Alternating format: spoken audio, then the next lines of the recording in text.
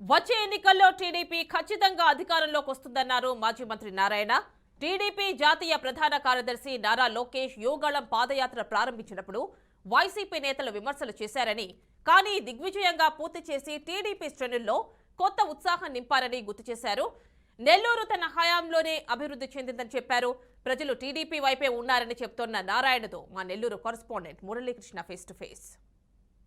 ఏపీలో ఇంతలోకి ఎన్నికల వేడి మొదలైపోయింది. ఎక్కడికక్కడ నేతలు ప్రచార పర్వం ప్రారంభించేశారు. ప్రస్తుతం నెల్లూరు నగరంలో మాజీ మంత్రి నారాయణ నెల్లూరు నగరంలోని అనేక ప్రాంతాల్లో తిరుగుతున్నారు. ఇవాళ బాబు షూరిటీ భవిష్యత్తు గ్యారంటీ కార్యక్రమం పేరిట నెల్లూరు నగరంలోని స్టోనస్పేటలో తిరుగుతున్నారు. ఒకసారి ఆయనతో మాట్లాడే ప్రయత్నం అయితే మనం చేద్దాం. ఈ భవిష్యత్తు గ్యారంటీ కార్యక్రమంలో నేను ప్రతిరోజు ఈ నెల్లూరు సిటీలో ఉన్న 28 డివిజన్లలో 248 బూతులు యాక్చువల్గా పర్యటిస్తున్నాను. ప్రజల స్పందన చాలా అనూహ్యంగా ఉంది. షాపులలో తిరుగుతున్నా, అసలు కొంతమంది షాపులలో అయితే నిక్కచ్చిగా చెప్తున్నారు, సార్ వచ్చేది మీరే, మీరు తిరగబడలేదు అంటున్నారు. మీరు తిరగబడలేదు, వచ్చేది మీరే, మేము వేసేది ఓటు మీకే.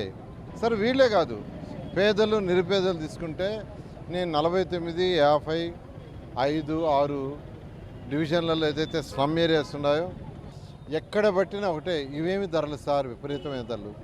కరెంటు బిల్లు ఏంది, ఎంత అబ్నార్మల్గా పెంచేశారు, 2 రెట్లు 3 రెట్లు.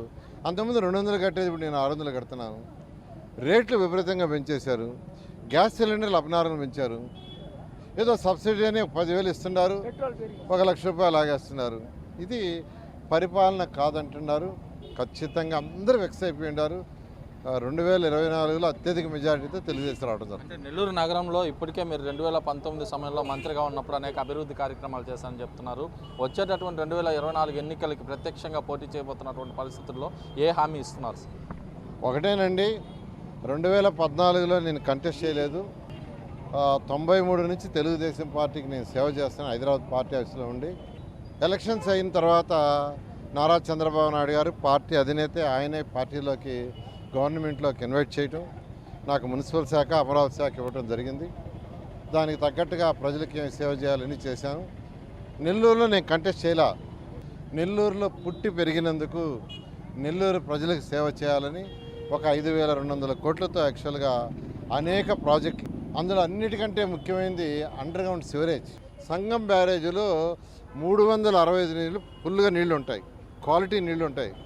అక్కడి నుంచి లైన్ వేసి తెచ్చాం. ఆ పక్కన కొండ ఉంటే కొండపైన ట్రీట్మెంట్ ప్లాన్ పెట్టాం. అక్కడ నీళ్లు వదిలేస్తే ఇళ్లలోకి వస్తాయి. అలాంటి సిస్టమ్ తెస్తే వాటిని ఇవ్వాల.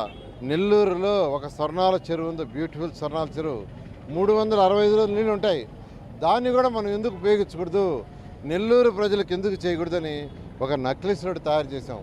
అది 85% అయింది. ఇంకొక 15% ఉంది, అది వదిలేశారు. అంటే యువకాలం పాదయాత్ర యువ నాయకుడు లోకేష్ స్టార్ట్ చేసినప్పుడు వైఎస్ఆర్సీపీ నాయకులు రకరకాల కామెంట్స్ చేశారు. కానీ 3,135 కిలోమీటర్లు పూర్తి చేసుకుని యువ నాయకుడు ప్రజల సమస్యలన్నిటి తెలుసుకున్నాడు. ఈరోజు ప్రజలకు సుపరిపాలన 2024లో వచ్చే తెలుగుదేశమే మంచి పరిపాలన ఇవ్వాలా, ప్రజలకు ఏ సమస్యలు ఉన్నాయో సాల్వ్ చేయాలి ఉద్దేశంతో ఈరోజు వారు చేసిన పాదయాత్ర తెలుగుదేశం పార్టీకి ఎంతో ఉపయోగపడుతుంది. ఇది నెల్లిమర్లలో అక్కడ సభ పెట్టి దాదాపు 6 లక్షల పైగా వస్తారని అంచనా వేస్తున్నారు. నెల్లూరు నుంచి కూడా ట్రైన్ వేశారు. ఇవాళ ఈవినింగ్ 7 గంటలకు బయలుదేరుతుంది. ఖచ్చితంగా వారు చేసిన పాదయాత్రతో వాటి యొక్క అనుభవంతో తెలుగుదేశం పార్టీ ప్రజలకు మంచి పరిపాలన 2024 నుంచి ఇస్తుంది. ఓవరాల్గా తీసుకుంటే ఏదైతే నెల్లూరు నగరంలోని అనేక ప్రాంతాల్లో కూడా మాజీ మంత్రి నారాయణ పర్యటిస్తున్నారు. వచ్చే ఎన్నికల్లో ఖచ్చితంగా గెలిచి తీరుతాం, అభివృద్ధి కార్యాచరణ అంతా కూడా ముందుకు తీసుకెళ్తామని చెప్తున్నారు మాజీ మంత్రి నారాయణ చెప్తున్న పరిస్థితులు కనిపిస్తున్నాయి. వీడియో జర్నలిస్ట్ జోషితో కలిసి మురళీకృష్ణ, బీఆర్కే న్యూస్, నెల్లూరు నుంచి.